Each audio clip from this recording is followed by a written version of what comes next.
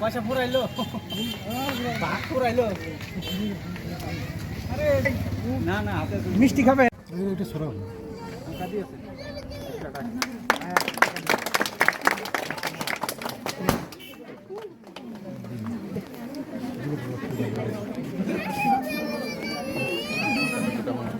ভাই মাতৃ ভাই ভনী সকলোকে মোৰ ফালৰ পৰা আন্তৰিক শ্ৰদ্ধা আৰু মৰম জ্ঞাপন কৰিছোঁ আমি আশা ৰাখিছোঁ আৰু আগুৱাই লৈ যাম ইয়াত কি কি ফেচিলিটি থাকিব মই ৰাইজক অৱগত কৰিব পাৰিছোঁ প্ৰথমতে আমাৰ ইয়াত অ' পি ডি থাকিব লাহে লাহে আই পি ডিও থাকিব আজি অ' পি ডিৰ পেচেণ্ট এনি টাইম 24/7 ঘণ্টাই অ' পি ডি ছাৰ্ভিচ পাব আৰু আই পি ডি ছাৰ্ভিচৰ আপোনালোকে ইয়াতে 24 ঘণ্টাই পাব হৈ আছে দুদিন পিছত বস্তুখিনি বনাই আছে আৰু ইয়াতে চোৱাৰ কাৰণে স্থানীয় ডক্টৰ হিচাপে মই আছোঁ আৰু আমাৰ ডক্টৰ উত্তম মাধ্য আমি দিয় এইখন অনুষ্ঠানক আগুৱাই লৈ যোৱাৰ কাৰণে চেষ্টা কৰিম অভিনন্দন আৰু ধন্যবাদো জনাইছোঁ যে ফকিৰাগাম এৰিয়াত এটা ধুনীয়া মানে এটা স্বাস্থ্যৰ এটা মানে হেৰি আৰু গুড হেল্থ ডায়েগনষ্টিক চেণ্টাৰ এটা খুলিছে সিহঁতৰ উজ্জ্বল ভৱিষ্যত কামনা কৰিলোঁ আৰু চিকিৎসা সেৱা বা মানৱ সেৱা এইটো এটা চবতকৈ এটা ভাল নবেল প্ৰফেশ্যন হয় এই পৃথিৱীত আৰু এই উদ্দেশ্য লৈ মহান উদ্দেশ্য লৈ ইহঁতে আগবাঢ়িছে মই ইহঁতৰ উজ্জ্বল ভৱিষ্যত কামনা কৰিলোঁ ইয়াৰ লোকেল মানুহে হয় মই ঘৰৰ ওচৰতে আৰু এই এৰিয়াৰ লগত মই বহুত পুৰণা এটা সম্পৰ্ক আছে প্ৰথম মানে চৰকাৰী চাকৰি মই ইয়াতে আৰম্ভ কৰিছিলোঁ তাৰপিছত মই অপশ্যন গাইনীত স্পেচিয়েলিষ্ট গুৱাহাটী মেডিকেল কলেজৰ পৰা হৈ আহি ইয়াতে আকৌ জইন কৰি কোকৰাঝাৰ চিভিলত কাম কৰি আছোঁ আৰু মই এই এৰিয়াৰ সমূহ ৰাইজক মই বহুত মানে কৃতজ্ঞতা প্ৰকাশ কৰোঁ যে সিহঁতে মোক বহুত সহায় সহযোগ কৰিছিলে মোৰ চাকৰি কালত মোক খুব মানে এইটো মৰম দিছিলে মোৰ ঘৰৰ মানুহৰ নিচিনাই লাগে যেতিয়া এই এৰিয়াৰ মানুহ মই পাওঁ মোৰ মানে হেৰিত মোৰ যেতিয়া কাম কৰি থকা অৱস্থাত মই মোৰ নিজৰ ঘৰৰ মানুহ নিচিনাই মই সেৱা আগবঢ়াবলৈ চেষ্টা কৰোঁ আৰু এই ইয়াতে মোক মাতিছে আৰু মাতাৰ কাৰণে মানে মই গম পাইছোঁ যে কিবা এটা যদি মই সহায় কৰিব পাৰোঁ মোৰ যিখিনি সম্ভৱ মই আহি সহায় কৰিম আৰু মোৰ উদ্দেশ্যটো মানৱ সেৱা বা চিকিৎসা সেৱা সেইটোৱে হ'ব মোৰ বেলেগ যে মোৰ মানে ফাইনেন্সিয়েল লাভ হ'ব সেইটোৰ কাৰণে মই ভবা নাই মোৰ ইয়াতে মানে মেইনলি মানৱ সেৱা বা চিকিৎসা সেৱা মানুহৰ সেৱা কৰাৰ উদ্দেশ্যে যদি আহোঁ সেইটো উদ্দেশ্যৰে আহিম মই এই যিটো অনুষ্ঠান আমাৰ ডেকা বন্ধুসকলে বান্ধৱীসকলে যি প্ৰচেষ্টা হাতত লৈছে গুড হেল্থ ডায়েগনষ্টিক চেণ্টাৰ আজি অনুষ্ঠান মুকলি কৰিছে উদ্বোধন কৰি মোক মাতিছে তেওঁলোকলৈ মই মোৰ ফালৰ পৰা আন্তৰিক শুভেচ্ছা জ্ঞাপন কৰিছোঁ মই প্ৰথমতে কওঁ এই যিটো অনুষ্ঠান আজি কৰিছে ৰাইজৰ খুবেই ভাল হ'ব উপকৃত হ'ব মই এজন চৰকাৰী চিকিৎসক হিচাপে মই প্ৰথমতে ক'ম আমি ফাৰ্ষ্ট আমাৰ ইমিউনাইজেশ্যনৰ পৰা আৰম্ভ কৰি আজি গোটেইখিনি বাচ্চাৰ ইমিউনাইজেশ্যনৰ পৰা আৰম্ভ কৰি আমাৰ যিখিনি মাতৃসকলৰ যিখিনি পৰীক্ষা নিৰীক্ষা গোটেইখিনি আমাৰ চৰকাৰী হস্পিটেলতে হয় আমি সেইখিনি তেওঁলোককে সম্পূৰ্ণ সুবিধাখিনি আমি চৰকাৰী দি আছোঁ কৰি আছোঁ তাৰ ওপৰঞ্চি যদি কিবা কোনোবাই ভাবে তেতিয়াহ'লে মই ওপৰঞ্চি কিবা চিকিৎসা ল'বলৈ যাম যেনেকৈ বহুতে গুচি যায় বঙাইগাঁও কোকৰাঝাৰ বিলাচীবাৰ ধুবুৰীত গুচি যায় তেওঁলোকে ইমান দূৰলৈ নগৈ পেলাই আমাৰ ফকিৰাগামতে বাকী সুবিধাখিনি ইয়াত ল'ব পাৰিব যেনেকৈ আমাৰ হস্পিটেল আমাৰ স্পেচিয়েলিষ্ট ডক্টৰ নাই আমাৰ হস্পিটেলখন ফকিৰাগাম SSC গতিকে ইয়াতে স্পেচিয়েলিষ্ট ডক্টৰ ল'বৰ কাৰণে হয়তো কোকৰাঝাৰত যায় বঙাইগাঁও ধুবুৰীত যায় গতিকে তেওঁলোকে যদি ভাবে তেতিয়াহ'লে আমি ইয়াতে ওচৰতে যদি পাওঁ সুবিধা গতিকে সেই সুবিধাখিনি তেওঁলোকে কৰি দিছে এতিয়া চাৰ্জাৰী মেডিচিন গাইনকলজি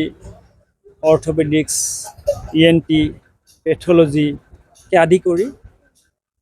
পেডিয়াট্ৰিক্স সকলো বিভাগৰ ডক্টৰ ইয়াত আহিব আৰু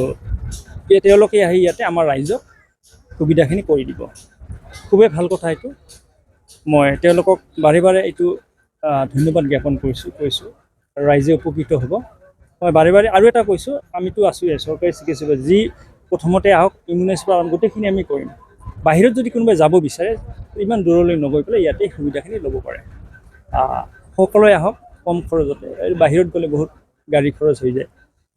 কোকৰাঝাৰ গ'লে 1500 টকা গাড়ীখন লাগে। ইয়াতে 50 টকাৰে আহি পেলাই বাকী 1450 টকাৰে বাকী এক্সৰে আল্ট্ৰাছ'ন'গ্ৰাফি গোটেইখিনি কৰিব পাৰিব। গতিকে সেইটোৱে মই তেওঁলোকক অনুৰোধ জনাইছোঁ, ইয়ালৈ আহক, আহি পেলাই এই সুবিধাখিনি লওক আৰু ৰাইজে ইমান দূৰলৈ যাব নালাগে। বাকীটো আমি আছোঁৱে আৰু ইয়াতে ডক্টৰ মই শুনিছোঁ ডক্টৰ ইয়াতে থাকিব, তেওঁলোকে ডক্টৰ ৰাখিব, 24 ঘণ্টা ৰাখিব। আমি চৰকাৰী চাকৰি যিহেতু কৰি আছোঁ, আমি তাতে ছাৰ্ভিচ দিম। ইয়াতো বেলেগ ডক্টৰ থাকিব, ছাৰ্ভিচটো দিব। তো এই অনুষ্ঠানটো পতাৰ কাৰণে আজি মোক মাতিছিল, মই ইনভিটেশ্যন কৰিলোঁ। আমাৰ ডক্টৰ আলামিন আহিছে, গাইনকলজিষ্ট, আৰু মোৰ লগত আছে ডক্টৰ উত্তম আৰ্য, তেওঁ আছে, আৰু স্থানীয় ইয়াতে বহুত আমাৰ ৰাইজ আছে, আমাৰ এডভকেট পৰা আদি কৰি আমাৰ নগৰ সমিতিৰ সভাপতি, আমাৰ শিক্ষা বিভাগৰ মুৰব্বী কোকৰাঝাৰ সকলো আছে, স্থানীয় মানুহ, স্থানীয় শিক্ষক, আশা ছুপাৰভাইজাৰ, ANM, GNMকে আদি কৰি প্ৰতি ৰাইজ ইয়াত আছে, এই অনুষ্ঠানলৈ আহিছে। সকলোৱে অনুষ্ঠানটো আমাৰ যে মানে পাতিছে সকলোৱে ভাল বুলি কৈছে, আৰু মই ভাবোঁ এই অনুষ্ঠানে আমাৰ ৰাইজক এটা ভাল উপকাৰ এটা কৰিলে সাধন কৰিব। আৰু বিশেষ নকওঁ, সকলোকে পুনৰবাৰ আৰু মৰম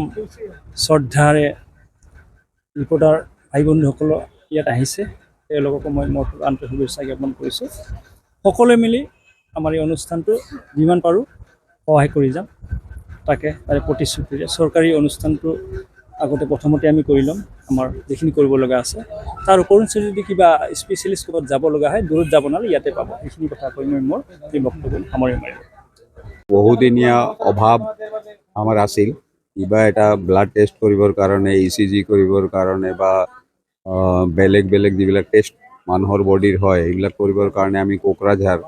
বা বঙাইগাঁও, গুৱাহাটী যাব লগা হৈছিল। সেই সুবিধা আমাৰ ফকীৰাগামতে যিটো গুড হেল্থ ডায়েগনষ্টিক চেণ্টাৰ আজি উদ্বোধনী হ'ল, এইটো ভাল লাগিছে। আৰু ইয়াত ধৰকচোন ওচৰে পাঁজৰে বৃহত্তৰ ফকীৰাগাম বুলি ক'লে ওচৰে পাঁজৰে বহুত এনেকুৱা দুখীয়া মানুহ আছে যে তেওঁলোকে পইচাৰ অভাৱত হয়তো বাহিৰত যাব নোৱাৰে, তেওঁলোকে ডাঙৰ এটা সুবিধা পাব ফকীৰাগামত। আৰু মই ইয়াৰ লগতে এটা কথা ক'ব বিচাৰিছোঁ যে যিটো ডায়েগনষ্টিক চেণ্টাৰে যিবিলাকে আৰম্ভ কৰিছে তেওঁলোকক অনুৰোধ ৰাখিব খুজিছোঁ যে ইয়াত যাতে ভাল ডক্তৰ লৈ আহে, আৰু যিটো ডায়েগনচিছ কৰা হয় সেইটো ৰিজাল্ট যাতে 100% কাৰেক্ট হয়, নহ'লে সেইটো যদি ভুল হয় তেতিয়াহ'লে চিকিৎসা ভুল হৈ যাব। গতিকে চিকিৎসা যদি ভুল হয় মানুহৰ ক্ষতি হ'ব পাৰে, এইটো যাতে তেওঁলোকে ধ্যান ৰাখে, অলপ ৰাখি পেলাই তেওঁলোকক মই শুভেচ্ছা জনাইছোঁ যে তেওঁলোকৰ এইটো উন্নতি হওক, আৰু ইয়াৰ লগতে তেওঁলোকে ৰাইজক যিটো মানৱ সেৱা আগবঢ়াইছে সেইটো কাৰণে ৰাইজকো মই শুভেচ্ছা জনাইছোঁ যে এই ডায়েগনষ্টিক চেণ্টাৰটো মানে ধুনীয়াকৈ আগবাঢ়ি যাওক আৰু ৰাইজৰ সেৱা কৰি যাওক।